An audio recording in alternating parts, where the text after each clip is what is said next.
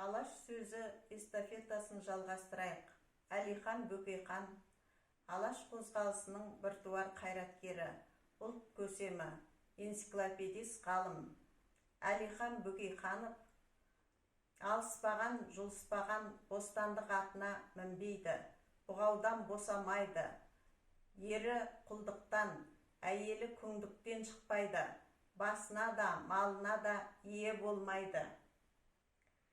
Білім күн сияқты көрінгеннің бәрін жарылқайды деген екен ұлт көсемі. Ұлт көсемінің рухы биік болсын, елдігіміздің іргесі берік болсын, тәуелсіздігіміз баянды болсын.